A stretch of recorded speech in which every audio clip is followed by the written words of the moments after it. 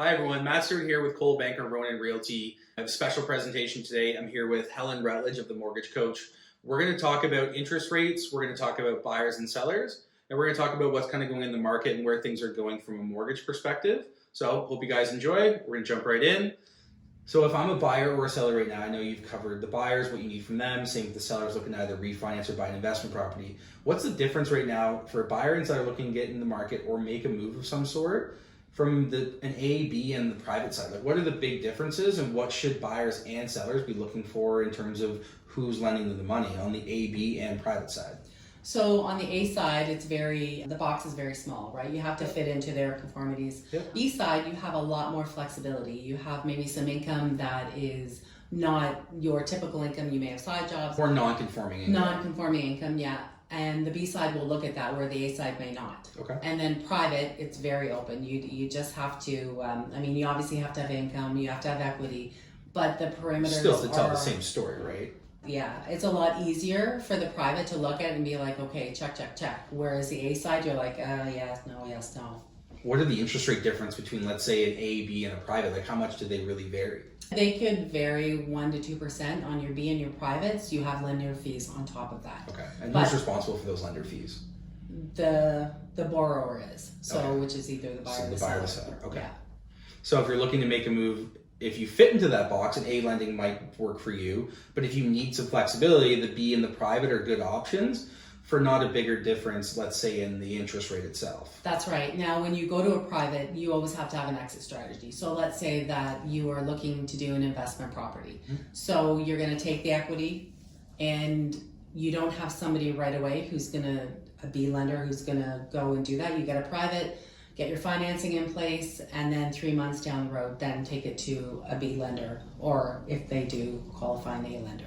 Okay, so there's ways for people to get in the market on a short-term basis to then, once you're locked in and you're paying the property, then you can go to an alternative lender like a B or an A once you've got everything in order and fit into that box. Because now you're using equity, right? That's right. Or even first-time buyers. Like, let's say your income is not conforming and you have some down payment to get into that. You can get in with a private, but then refinance with a B lender, or if you then qualify for an So a little bit of short-term pain, but the long-term gain of now you're in the market collecting equity. Okay. Exactly, because after 3 months, you could then, qualify for like a 35-year amortization, and your pain point isn't there because your payments are a little bit less. Okay. And most people are renewing, not the 5-year, it's 2 to 3 years. Right, because they're watching what interest rates are doing right now, and they don't want to be locked in long-term. Life changes. Right. That's what happens. Exactly. A baby, relationships, whatever. Yep, growing, downsizing, kind of all the things we're seeing right now. Yeah. Okay, so that kind of dives into my next question for you right now. Fixed or a variable rate? Mm-hmm. What way would you go? I know we've talked about the types of different lenders we have out there, but overall, everyone always asks the big debate, like fixed or variable? So the variable is probably a broker's favorite approach to go, because over the long run, you're paying less.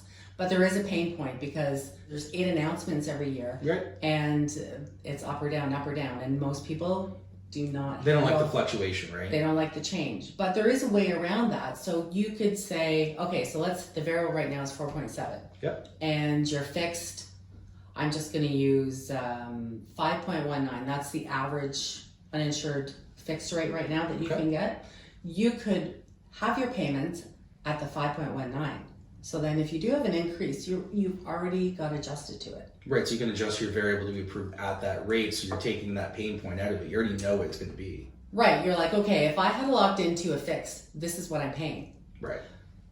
So adjust your payments accordingly, right? Okay, that makes sense. Yeah. So but the other option is static. There's a few companies, a few lenders that will do a static payment, so their payments stay the same. Majority do the other way, though. Okay. And then in terms of, let's say from someone's perspective, again, you're saying most people are locking in a 2 to 3 year. On a fixed versus variable, what's the difference in terms of, are there penalties, payouts? Like, what's the difference for a buyer or seller who are deciding to go fixed or variable in terms of penalties, payouts, things like that, if they do have to have a life change or a move happen? If you're in a variable, it's usually 3 months worth of interest. Okay. If you're in a fixed, the penalty is higher, and it depends on the lender. Okay, it's good to know. All right, everyone, that kind of concludes the interview I've had here with Helen Rutledge of the Mortgage Coach. Thank you very much for tuning in. This is some great information. Really appreciate it. Buyers and sellers, just know that you're not stuck. There's lots of options for you out there. Mortgage brokers are here to help. Call your mortgage broker or call Helen for any questions that you have. My information is below as well as Helen's. Thank you for tuning in. Thank you. Take care.